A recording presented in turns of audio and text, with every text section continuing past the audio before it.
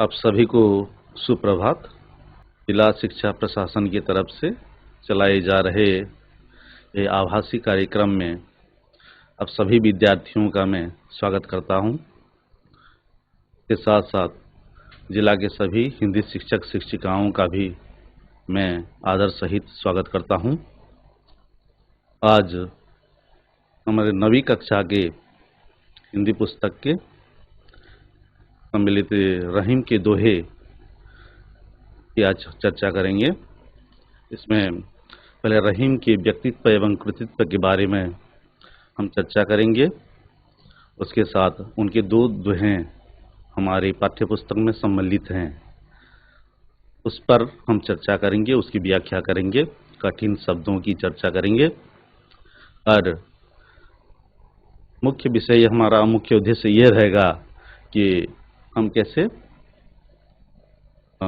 वार्षिक परीक्षा को मद्देनजर रखते हुए कैसे हम उस पर भांति के प्रश्न इसमें सम्मिलित किए गए हैं उसकी चर्चा करेंगे ताकि विद्यार्थियों को लाभ मिले, विद्यार्थी लाभान्वित हों। तो चले हम स्मार्ट बोर्ड की ओर देखते हैं, आगे की ओर चर्चा करते हैं। धन्यवाद। 9वीं के प्रसंग रहीम। मेरा नाम सरोज साहू, सरकारी उच्च विद्यालय सिकीपानी कार्यरत हूँ। तो मैं आपको आज रहीम का कवि परिचय। देखिए, रहीम का पूरा नाम अब्दुल रहीम खान खाना था। उनका पूरा नाम लिखा गया है यहाँ। तो उनका पूरा नाम था अब्दुल रहीम खान खाना। उनका जन्म सन 1556 के लगभग लाहौर में हुआ है। उनका जन्म अभी के जो पाकिस्तान में स्थित लाहौर में उनका जन्म हुआ है। लाहौर में उनका जन्म हुआ था। उनके पिता मुगल बादशाह अकबर के अभिभावक तथा सेनापति बैरम खां थे। आप जानते होंगे, इतिहास में पढ़े होंगे कि उनके पिता मुगल बादशाह अकबर के अभिभावक थे। एक दुर्धर्ष सेनापति के हिसाब से वे इतिहास में जाने जाते हैं। रहीम मुगलों के महल में पले बढ़े, वे बड़े प्रतिभाशाली थे। का जन्म जबकि मुगल के बादशाही परंपरा में हुआ था, तो उनका महल में ही उनका पलना बढ़ना हुआ है। वे बड़े प्रतिभाशाली थे। वे अरबी, तुर्की, फारसी और संस्कृत के प्रकांड पंडित थे। ये सब भाषाएं उनको मालूम थी। उनकी पूरे भाषा के बारे में ये उनकी ये था, उनका अधिकार था। साथ ही हिंदी काव्य कविता के बड़े मर्मज्ञ थे। हिंदी काव्य कविता के बारे में भी उनकी बहुत रुचि है और उनमें प्रकांड प्रतिभाशाली उनमें थे। इसलिए अकबर के दरबार के मशहूर नवरत्नों में रहीम गिने जाते थे। तो अकबर के जो प्रकांड पंडित 9 पंडित उनके दरबार में थे, उनमें से रहीम को रखा गया था। उनका एक अन्यतम पंडित रहीम भी थे। तो इससे हमें पता चलता है कि उनकी प्रतिभा कितनी मशहूर थी उस समय में। तो वे जन्म से मुसलमान होते हुए भी हिंदुओं के प्रति प्रेम भाव रखते थे।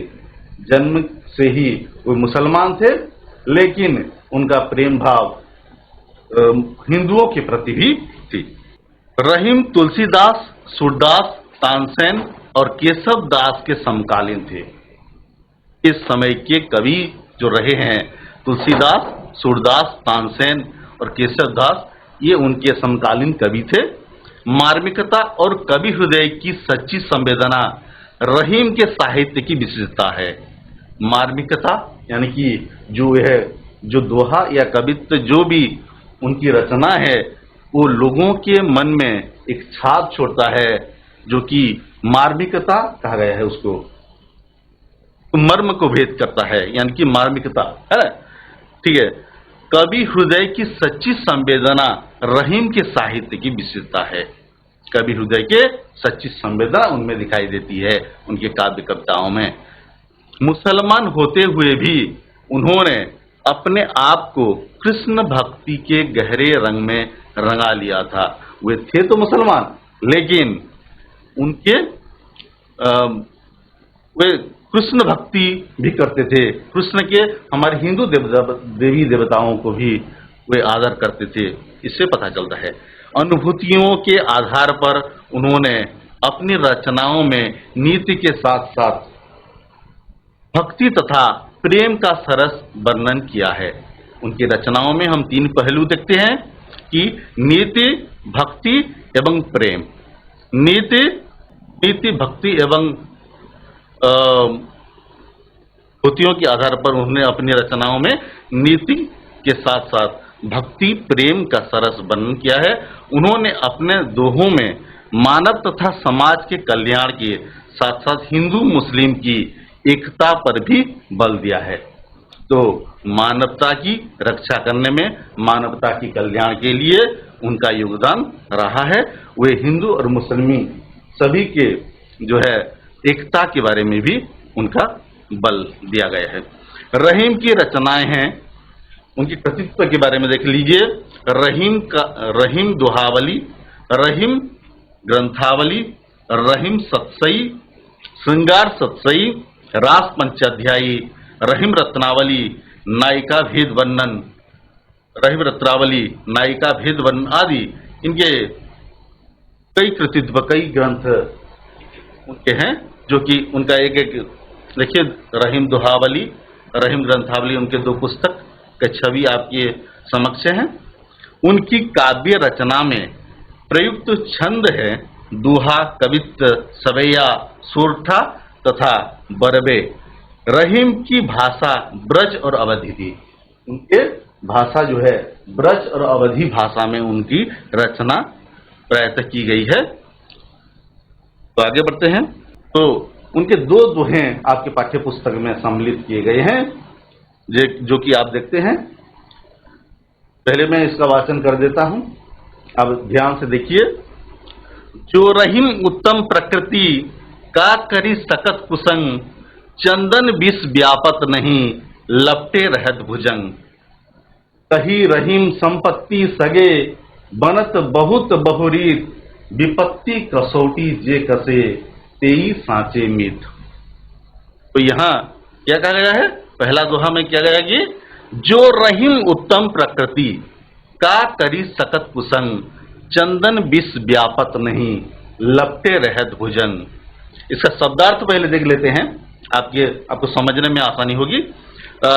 उत्तम का मतलब है श्रेष्ठ, उत्तम का मतलब है श्रेष्ठ।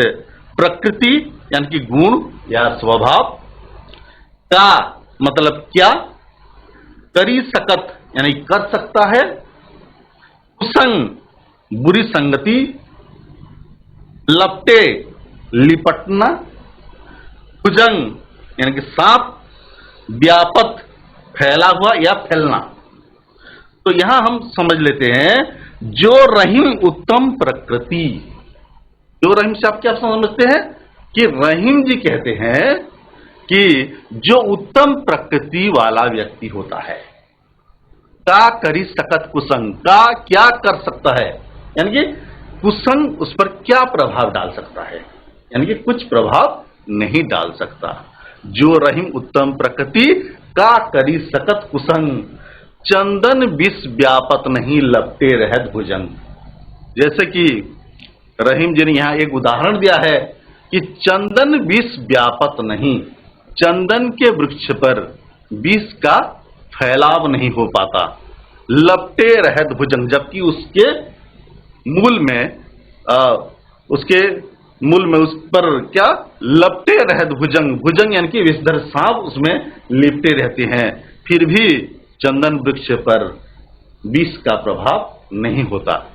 तो यहां देखने की बात यह है कि हम इसका व्याख्या थोड़ा देख लेते हैं कि देखिए, रहीम कहते हैं कि जो व्यक्ति उत्तम आचरण और गुणों का होता है, उस पर कुसंग यानी बुरी संगति का प्रभाव नहीं पड़ता। अर्थात सज्जन व्यक्ति बुरे लोगों के निकट होने पर भी उनकी बुराई को नहीं अपनाता। सज्जन व्यक्ति होता है वह कभी बुराई को नहीं अपनाता है। जैसे चंदन पेड़ पर जहरीले सांप लिपटे रहने पर भी चंदन पर उसके जहर का कोई असर नहीं होता। यहां चंदन पेड़ के साथ उत्तम गुण वाले व्यक्ति तथा सांप के साथ कुसंग की तुलना की गई है। ये ध्यान देने की बात है। किसके साथ किसकी तुलना की गई है? कि चंदन पेड़ के साथ उत्तम गुण वाले व्यक्ति की तुलना की गई है और सांप के साथ कुसंग की तुलना की गई है। आगे बढ़ते हैं।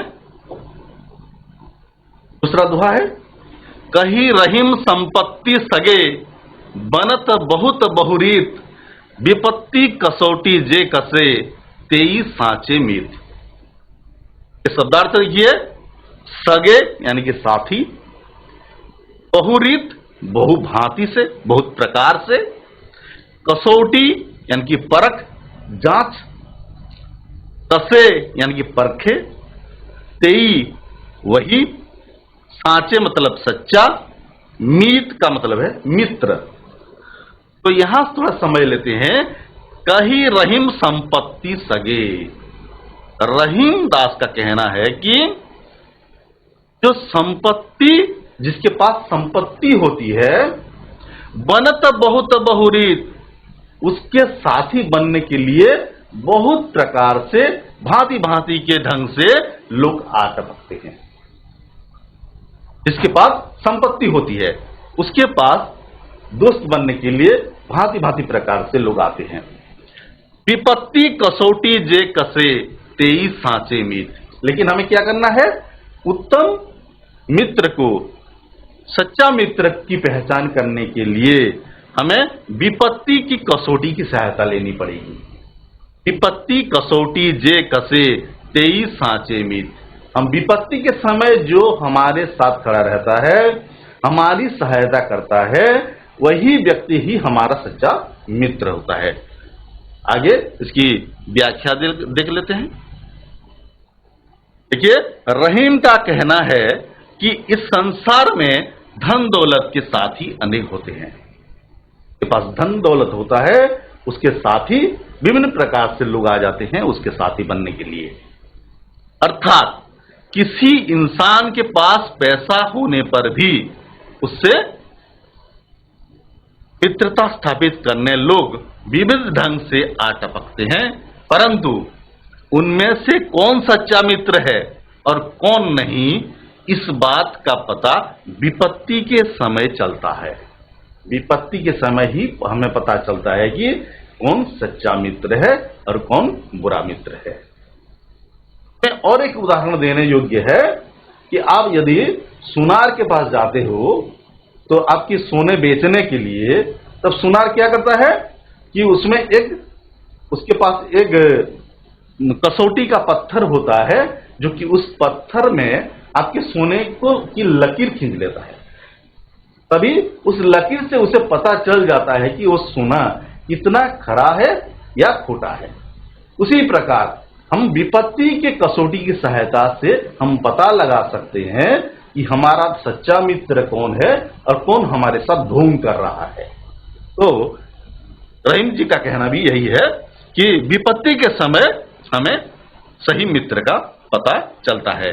अर्थात सच्चा मित्र उसे कहा जाएगा जो अपने मित्र को उसके दुर्दिन में भी न छोड़े, अपितु उसकी सहायता करे।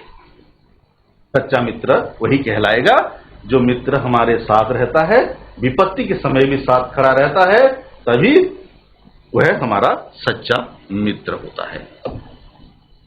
तो आगे हमारे कुछ प्रश्न दिए गए हैं, हम प्रश्न की चर्चा करेंगे। हमारे जो वार्षिक परीक्षा में इस प्रकार के बहुत सारे प्रश्न आएंगे, तो आपको बहुत सारी सहायता मिलेगी इससे। तो देखिए, पहले निर्देश को देख लेना है। निर्देश को देखिए, निम्नलिखित प्रश्नों के उत्तर 2-3 वाक्यों में दीजिए। इसका उत्तर कितना वाक्यों में होगा? 2-3 वाक्यों में होगा। तो पहला प्रश्न है, उत्तम प्रकृति वाले लोगों के प्रति रहीम ने क्या कहा है? तो बच्चे, उत्तम प्रकृति वाले लोगों के प्रति रहीम ने कहा है कि जो व्यक्ति उत्तम आचरण और गुणों का होता है उस पर नहीं पड़ता, कुसंग का बुरी संगति का प्रभाव नहीं पड़ता। जैसे चंदन पेड़ पर जहरीले सांप लेपटे रहने पर भी चंदन पर जहर का कोई असर नहीं होता। बहुत सुंदर, बहुत अच्छा। देखिए, रहीम कहते हैं कि जो व्यक्ति उत्तम आचरण और गुणों का होता है उस पर कुसंग यानी बुरी संगति का प्रभाव नहीं पड़ता। अर्थात सज्जन व्यक्ति बुरे लोगों के निकट होने पर भी उनकी बुराई को नहीं अपनाता। बहुत सुंदर उत्तर आपने अच्छी तरह से दिया, बहुत बहुत धन्यवाद। तो देखिए, सच्चे मित्र का लक्षण क्या होता है? पठित दोहे के आधार पर समझाइए। सच्चे मित्र हम किसे कहेंगे, उसका लक्षण क्या होगा? कौन बता सकते हैं? दुर्दिन में भी न छोड़े, सच्चा मित्र का लक्षण उसकी सहायता करे।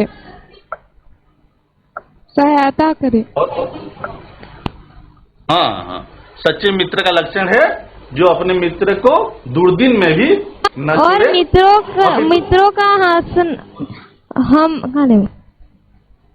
उसकी सहायता करे। वेरी गुड, बहुत सुंदर। हो सकता है जो सुख और दुख समय मित्रों के पास रहे। बहुत सुंदर, बहुत सुंदर, बहुत बढ़िया, बहुत बढ़िया उत्तर। तो देखिए, विपत्ति के समय ही सच्चे मित्र की पहचान होती है। हमें कब पता चलता है कि वह सच्चा मित्र है? हमें पता चलता है कि हमारी विपत्ति के समय, हमारे दुर्दिन में हमें पता चल जाता है कि हमारा सच्चा मित्र कौन होता है। विपत्ति के समय ही सच्चे मित्र की पहचान होती है। सच्चा मित्र उसे कहा जाएगा जो बुरे दिनों में भी उसका साथ न छोड़े बल्कि उसकी सहायता करे। हमारे बुरे दिनों में जो हमारे साथ खड़ा रहता है, हमारी सहायता करता है, वही हमारा सच्चा मित्र होता है। तो आगे बढ़ते हैं। निम्नलिखित प्रश्नों के उत्तर एक एक शब्द में दीजिए। इसका उत्तर कितने शब्द में? एक एक शब्द में देना चाहिए। तो पहला प्रश्न देखिए, किस पर कुसंग का प्रभाव नहीं होता? पर कुसंग का प्रभाव नहीं होता। सज्जन व्यक्ति पर कुसंग का प्रभाव नहीं जिसका होता। प्रकृति उत्तम होता है, जिसका प्रकृति उत्तम होता है। हाँ, उत्तम प्रकृति वाले व्यक्ति, उत्तम प्रकृति वाले व्यक्ति। देखिए, उत्तम प्रकृति वाले व्यक्ति पर कुसंग का प्रभाव नहीं होता। बहुत सुंदर उत्तर। चंदन वृक्ष पर कौन लिपटा रहता है? भुजंग, सांप, भुजंग। सांप, बहुत बढ़िया, बहुत बढ़िया। भुजंग, हाँ, भुजंग। चंदन वृक्ष पर भुजंग लिपटा रहता है। भुजंग यानी कि जहरीले सांप, ठीक है। इस पर सांप के विष का प्रभाव नहीं होता। चंदन वृक्ष पर, चंदन वृक्ष पर। चंदन वृक्ष पर। बहुत सुंदर, बहुत सुंदर। चंदन वृक्ष पर या चंदन पेड़ पर विष का प्रभाव नहीं होता। आगे देखते हैं, सांप के साथ किसकी तुलना की गई है?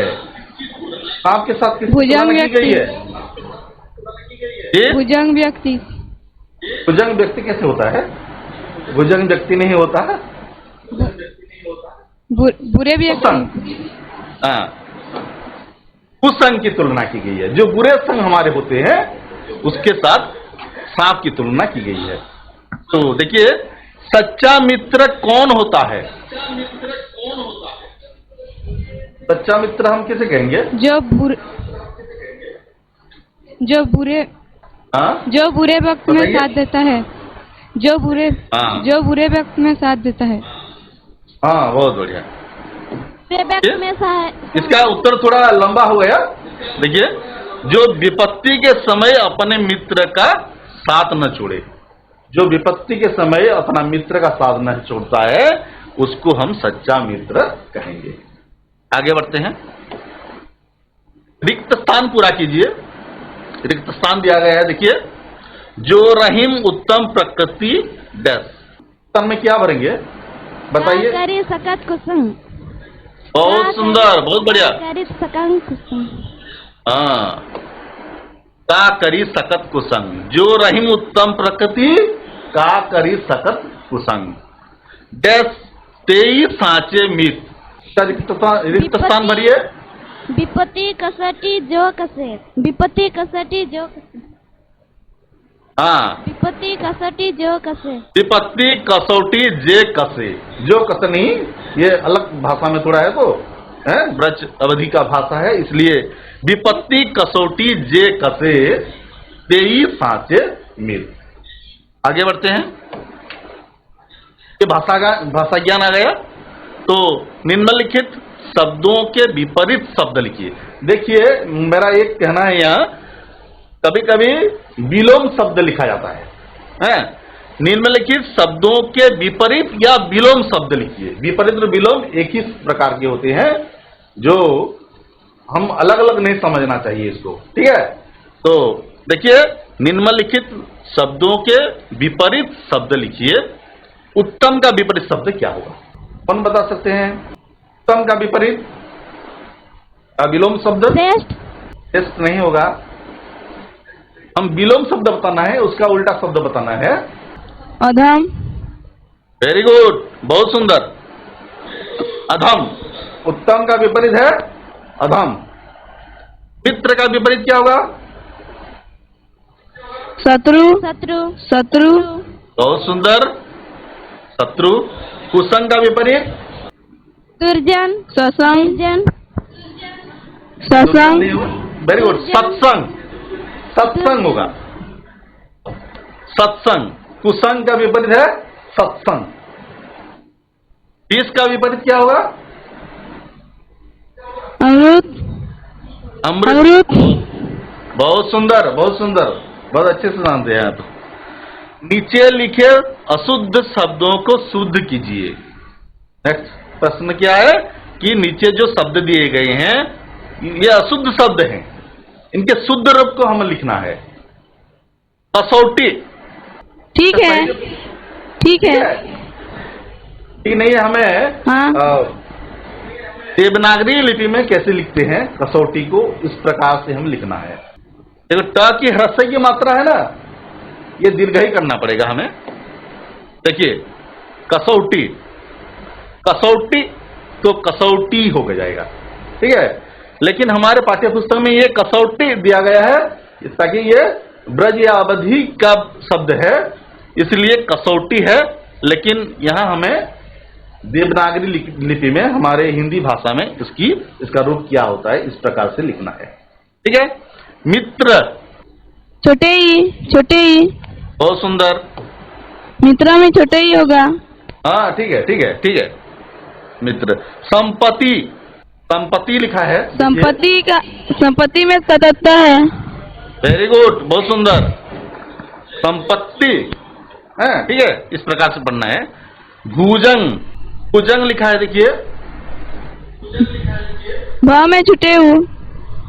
छोटा ऊ की मात्रा ना, ह्रस्व ऊ की मात्रा होगा। भ में ह्रस्व ऊ की मात्रा, ज के ऊपर अनुस्वार और ग। भुजंग। उत्तम लिखा है, इसका सही रूप क्या होगा? तटस्थ होगा। हाँ, उत्तम। तटस्थ। बहुत सुंदर, बहुत सुंदर, बहुत अच्छा, उत्तम। आगे बढ़ते हैं। निम्नलिखित शब्दों के समानार्थी शब्द लिखिए। समानार्थी शब्द हमें लिखना है, समान अर्थ देने वाले और एक शब्द लिखना है। जैसे कि विष का क्या होगा? इसका समान अर्थ देने वाला और एक शब्द क्या होगा? क्योंकि इसको पर्यायवाची शब्द भी कहते हैं। जहर। जहर। वेरी गुड, जहर। विष का होगा जहर। जैसे भुजंग का, भुजंग का पर्यायवाची शब्द या फिर सांप। सांप। बहुत सुंदर, बहुत सुंदर। उत्तम। अच्छे। अच्छे चलेगा। श्रेष्ठ, इसका श्रेष्ठ कहेंगे, उत्तम को हम श्रेष्ठ मानेंगे। ठीक है। विपत्ति, बुराई वक्त में, बुराई वक्त में, बुराई वक्त में। कष्ट या तकलीफ, कष्ट या तकलीफ, बुरे वक्त जो कहते हैं, आप ठीक कह रहे हैं। मित्र, साथी व दोस्त। साथी, साथी, दोस्त, दोस्त, बंधु, बंधु भी हो सकता है कि नहीं। चलिए आगे चलते हैं। नीचे लिखे शब्दों का वाक्यों में प्रयोग कीजिए। जो शब्द दिया गया है इसको वाक्य में हमें प्रयोग करना है। पहला शब्द है कुसंग। कुसंग शब्द लगाकर एक वाक्य बनाइए। बताइए। देखिए, कुसंग से बचना चाहिए, तो वाक्य हो गए ना।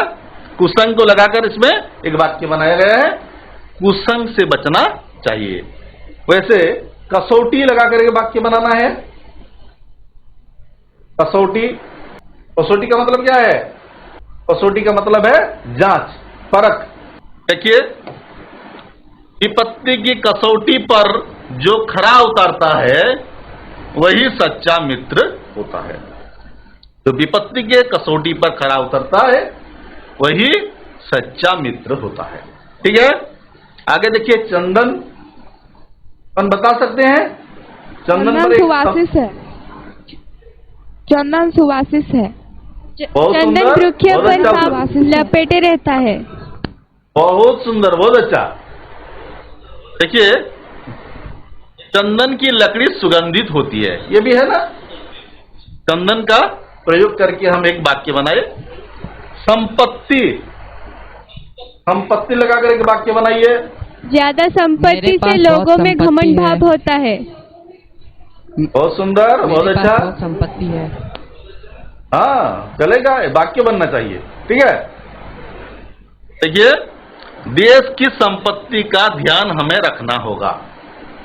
देश की संपत्ति का ध्यान हमें रखना होगा। फिर मित्र लगाकर एक वाक्य बनाइए। मित्र, सच्चा मित्र सही रास्ता दिखाता है।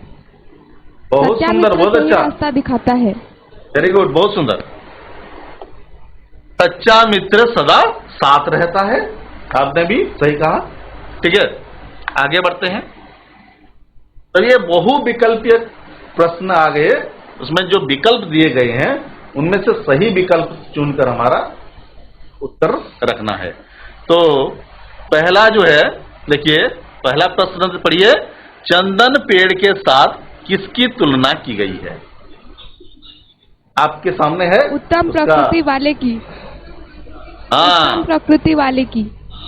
बहुत सुंदर, उत्तम प्रकृति वाले की। कुसंग का प्रभाव किस पर नहीं पड़ता? उत्तम प्रकृति वाले, अच्छे गुण वाले व्यक्ति पर।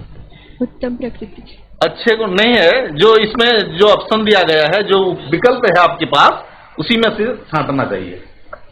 ऑप्शन ए, उत्तम प्रकृति वाले। उत्तम प्रकृति वाले, बहुत सुंदर। आगे देखिए, सांपों के लपेटे रहने पर भी चंदन पेड़ पर क्या नहीं फैलता? जहर। ऑप्शन सी, जहर। बहुत सुंदर उत्तर, बहुत बहुत धन्यवाद।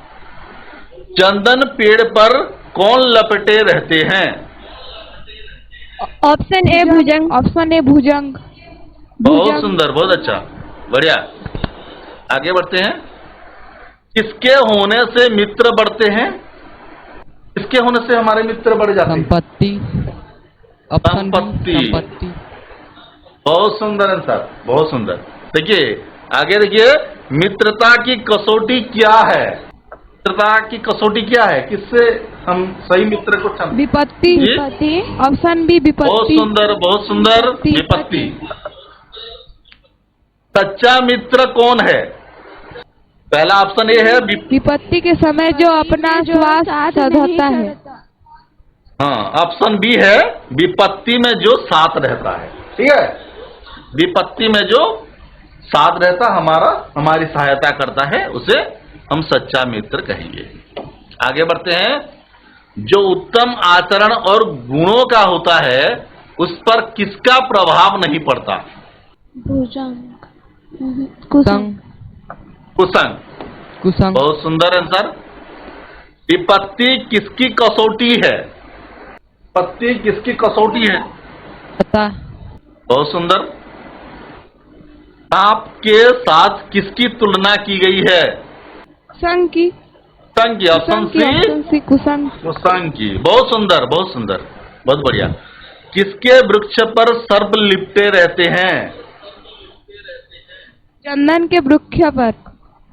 चंदन के वृक्ष पर। बहुत सुंदर, बहुत बढ़िया। आगे बढ़ते हैं। इस पर सांप के विष के प्रभाव नहीं होता? चंदन वृक्ष पर। ऑप्शन हाँ, चंदन वृक्ष पर। से चंदन। ठीक है। अपने मित्र को कब नहीं छोड़ना चाहिए? ऑप्शन बी बुरे दिनों पे। ऑप्शन बी बुरे दिन। हाँ, बुरे दिनों में ना। ठीक है। भुजंग का अर्थ क्या है? सर्प। सर्प। सर्प। बहुत बढ़िया, ऑप्शन सी बहुत सर्प। बढ़िया, बहुत सुंदर। संपत्ति होने पर क्या बढ़ जाते हैं? मित्र। मित्र। मित्र बढ़ जाते हैं। बहुत सुंदर, बहुत बढ़िया। हाँ हाँ हाँ, मित्र बढ़ जाते हैं। आगे देखिए। सांचे का मूल रूप है क्या है? इसमें इस ऑप्शन में से कौन सा सांचे का मूल रूप है? बताइए। सच्चे। सच्चा। सच्चे। सच्चे। ऑप्शन बी सच्चे। Option B. ऑप्शन बी है सच्चे। बहुत सुंदर। व्यापक का मूल रूप है? व्यापक का मूल रूप क्या होगा? Option A. Option A. बहुत सुंदर। व्याप्त। व्याप्त। व्याप्त जो कि व्यापक कहा गया है उसको। उसमें उसका काव्य रूप व्याप्त लिखा है, व्यापक लिखा है। किसकी खोज करनी चाहिए? ऑप्शन डी सच्चे मित्र की। सच्चे मित्र की खोज हमें करनी चाहिए। बहुत सुंदर। चंदन का स्वभाव है क्या? उष्णता, शीतलता, मित्र या सभी? ऑप्शन बी शीतलता। शीतलता। बहुत सुंदर।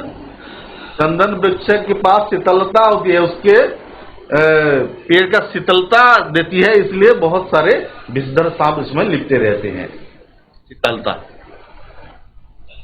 मीत का मूल रूप है क्या होगा? मीत का मूल रूप? ऑप्शन सी मित्र। मित्र। ऑप्शन सी मित्र। बहुत सुंदर, बहुत बढ़िया, बहुत सुंदर। तो ये आपका गृह कार्य है। प्रस्तुत दोहों को कंठस्थ कीजिए। आपको कंठस्थ करना है। जातिवाचक संज्ञा का 5 उदाहरण दीजिए। ये आपको करके अपने शिक्षक को बताना है। पहले जातिवाचक संज्ञा लिखना है, ठीक है, उसको आपके शिक्षक को बताना है, दिखाना है। धन्यवाद, बहुत बहुत धन्यवाद।